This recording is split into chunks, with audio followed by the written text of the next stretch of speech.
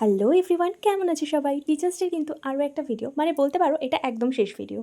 এই ভিডিওটা আমি তোমাদের সাথে শেয়ার করছি। এছাড়া আর কোনো ভিডিও কিন্তু আমি শেয়ার করতে পারিনি, কারণ এর আগে আমি দুটো কেকের ভিডিও তোমাদের সাথে শেয়ার করেছি আর আজকে একটা। এছাড়া ভিডিও শেয়ার করিনি, কারণ অনেক অনেক কাজ থাকার কারণে আমি মাত্র 3টে কেকেরই ভিডিও করেছি আর 3টেই বড় বড় কেকের ভিডিও করেছি। এটা একটা 1.5 পাউন্ডের কেক ছিল, তবে এই কেকটারও একটা ঘটনা রয়েছে। এবার সেটা কী ঘটনা আমি বলি। এই ঘটনাটা হচ্ছে, কেকটা আমাকে যে অর্ডার করেছিল সে ফোন করে বলেছে, দিদি আমার কিন্তু 1.5 পাউন্ডের কাছাকাছি একটা কেক লাগবে, 1.5 পাউন্ড কেকের প্রাইসটা একটু বল।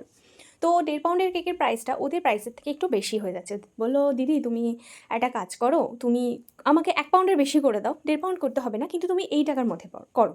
মানে ওর যে প্রাইসটা ছিল সেটা কিন্তু আমার প্রাইস, মানে 1 পাউন্ডের প্রাইসের থেকে বেশি, আবার 1.5 পাউন্ডের প্রাইসের থেকে কম।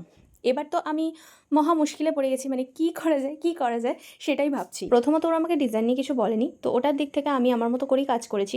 আর লাস্ট অব্দি কিন্তু আমি ওদেরকে 1.5 পাউন্ড কেকই বানিয়ে দিয়েছি, কারণ ওই 1 পাউন্ডের বেশি 1.5 পাউন্ডের কম ওইভাবে হিসাব করে বানানোর থেকে আমি ভাবলাম যে একটু 1.5 পাউন্ডের কেকই বানিয়ে দিই, তাতে করে ওদের সেলিব্রেশনটাও ভালো হবে। এইগুলো তো টিচার্স ডেতে হতেই থাকে, কম বাজেট বেশি বাজেট নিয়ে তারা পছন্দ মতন কেক অর্ডার করতে পারে না। তো সেক্ষেত্রে কিন্তু আমি সবাইকেই নিজের পছন্দ মতন নিজের সবটুকু দিয়ে বেস্ট কেক বানিয়ে দেওয়ার চেষ্টা করি। আজ কেকের ফাইনাল লুকটা এই পর্যন্তই। কেমন লাগলো তোমরা অবশ্যই কিন্তু কমেন্ট করে জানিও। আর আগের দিন কমেন্টে একটা মিষ্টি বোন আমাকে বলেছে যে পিঙ্ক কালারের কেকের ডিজাইন দেখিও দিদি, তো নিশ্চয়ই আমি তোমাদেরকে একটা পিঙ্ক কালারের সুন্দর একটা ডিজাইন দেখাবো।